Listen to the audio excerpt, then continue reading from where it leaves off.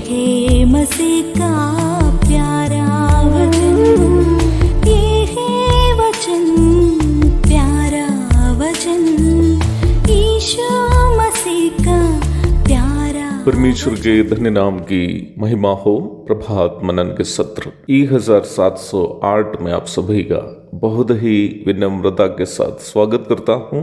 आइए आज के मनन के लिए एक और बार तीतुस की पत्री 3 अध्याय की 2 पद में जो बताई गई है झगड़ालू ना हो, उस पर हम अपना मनन को जारी रखेंगे। कल के मनन में हम ये देखे थे कि झगड़ा क्या नहीं है, परंतु हम ये चर्चा नहीं कर पाए कि झगड़ा क्या है।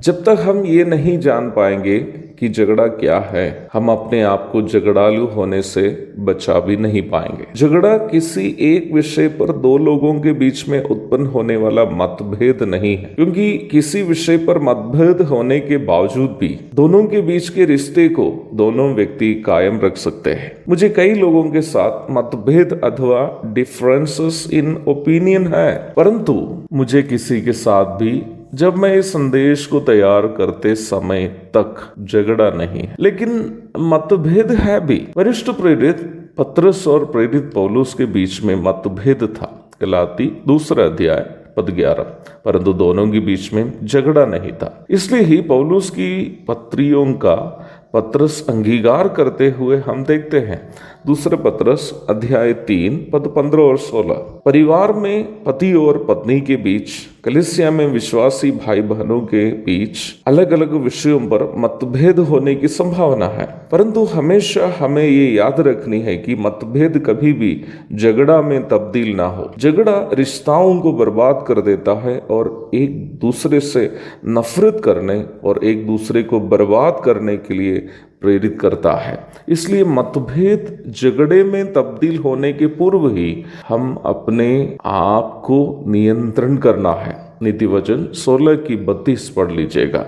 मनोवैज्ञानिक तरीके से देखें तो झगड़ा उत्पन्न होने के 3 महत्वपूर्ण कारण हैं।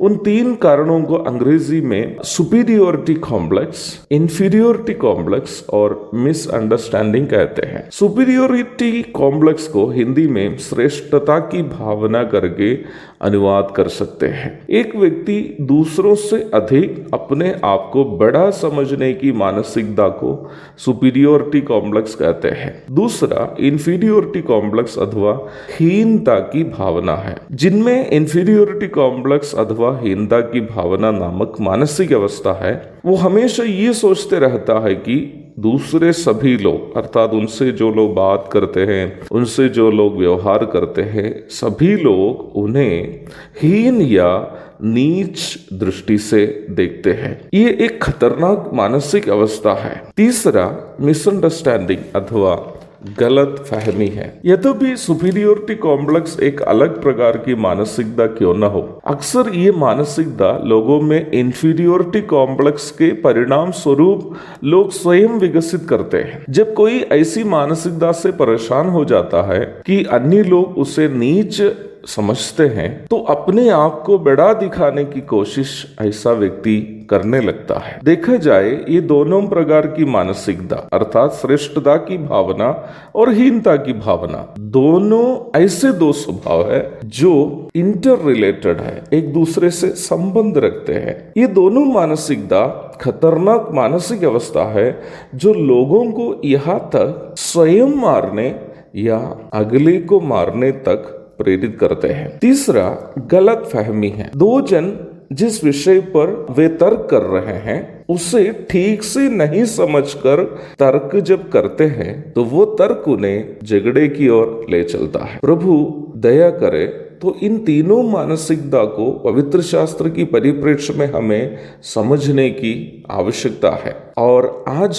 समय का अभाव होने के कारण मैं आज का मनन वहां तक ले जाने के लिए नहीं चाहता। प्रभु दया करे तो इन तीनों मानसिकता को, सुपीरियोरिटी कॉम्प्लेक्स, इंफीरियोरिटी कॉम्प्लेक्स और मिसअंडरस्टैंडिंग अथवा गलत फहमी, श्रेष्ठता की भावना, हीनता की भावना और गलत फहमी जिससे झगड़ा उत्पन्न होते हैं, उस पर पवित्र शास्त्र की परिप्रेक्ष्य में हम कल चर्चा करेंगे। तब तक के लिए आप आपसे विदा हो जाता हूँ। प्रभु आप सबको आशीष दे।